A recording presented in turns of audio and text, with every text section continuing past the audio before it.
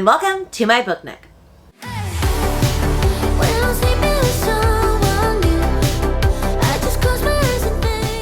For those that are new around here, the name's Rainy and I teach music and I love reading books, mainly thriller and horror, but I also love romance, fantasy, sci-fi, nonfiction, all of the things. So if you're interested in that, please like and subscribe to my channel. It'll really help my channel grow. In today's video, we are going to be discussing my final wrap-up of 2022 for December. And just talking about the last couple of books that I read to finish out the year strong. And then going into January's wrap-ups, I'm still figuring out how I want to do it because I'm not entirely satisfied with how I do wrap-ups right now. So I'm just going to finish this one out to make it consistent with all my other wrap-ups, and then I'll probably change it from here on out. But let's just get into my stats first like we always do, and then I will go and talk about the books that I read from worst to best. Okay, let's start with stats, and I have all my stats right here on my phone. In December, I read 7 books, so that's way better than 3 in November. We were starting to go back up on the upswing. And my page count was back up as well to 2,543.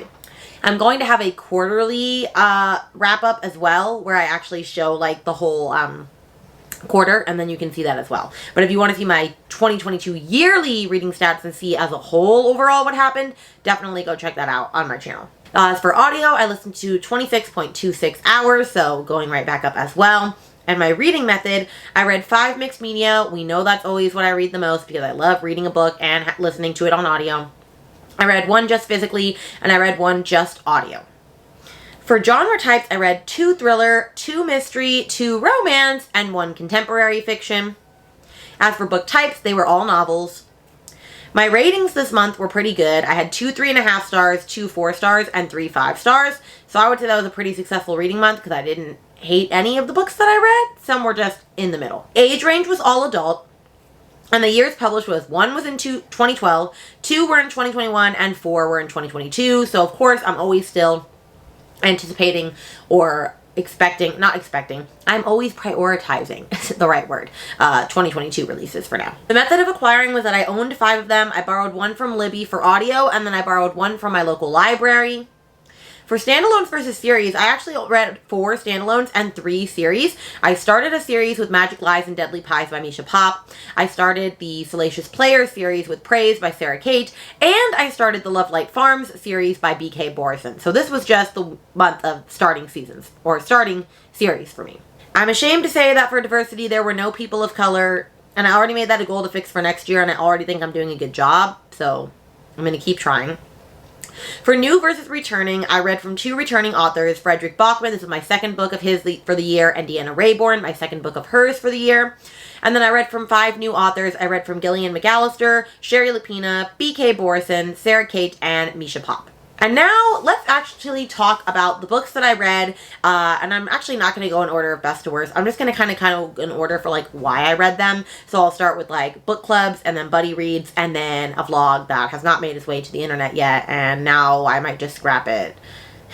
But I don't know. Okay, so I'm actually going to start with my buddy reads first. So the first buddy read that I did was with my besties book club girls. So that's Brittany from, oh my gosh, I can never remember the name of her channel. I will just link her under here. Brittany, Neva, and Kelsey. And that was Love Light Farms. They all were going to read it. And I really wanted to read it too, so I joined in with them.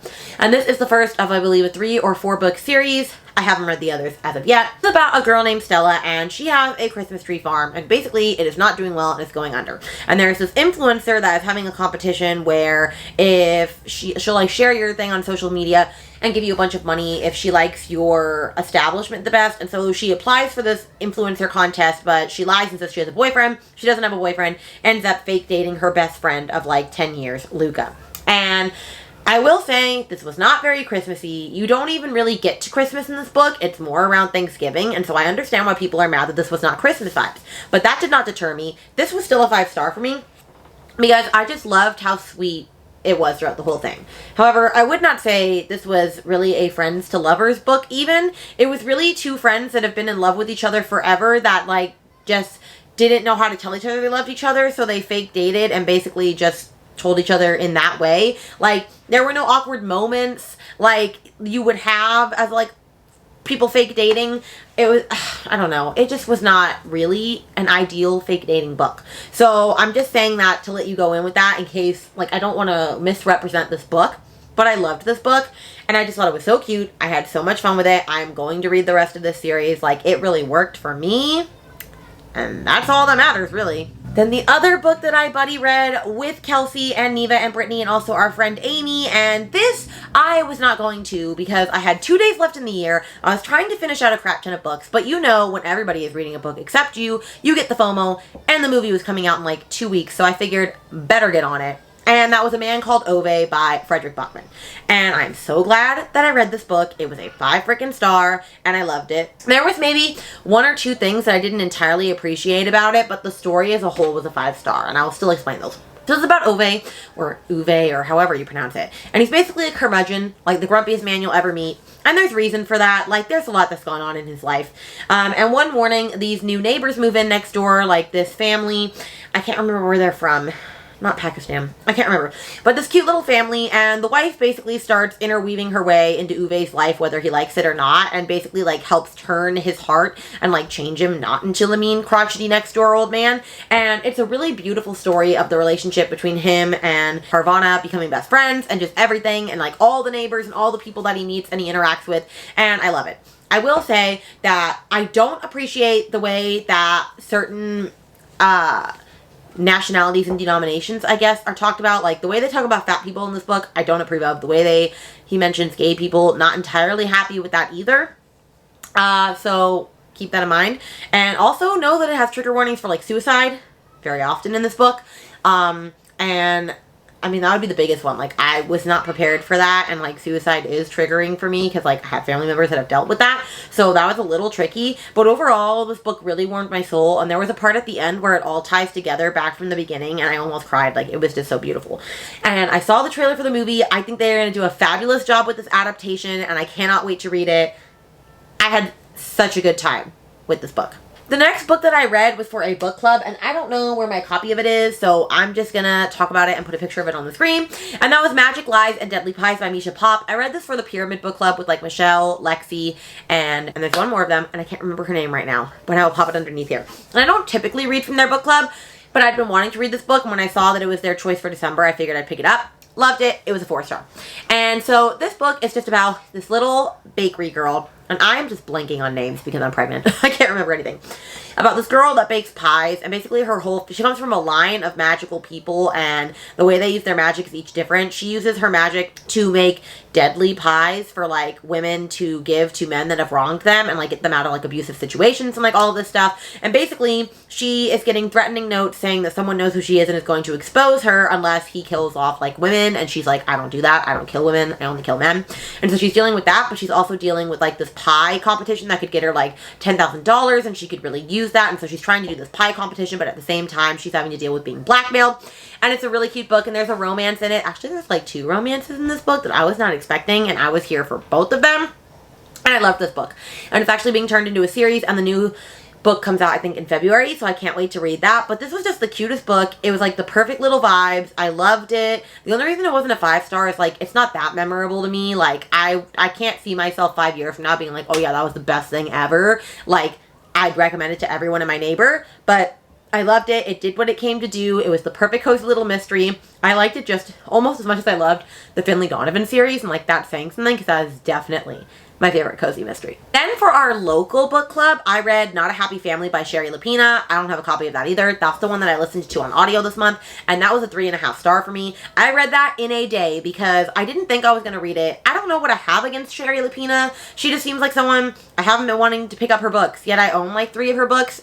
Yeah, I know. Don't talk to me about that. And so I wasn't going to read it, but then I was going to the book club that night because I still like seeing all my friends, and I was like, F it, I'm going to read it. Let's listen to it in a day. And so I basically listened to it while I was doing laundry at my friend's house because my laundry was broken at the time. So I did it from, like, 8 in the morning to, like, literally as I was pulling up, I was 99% done with the book. But I finished it.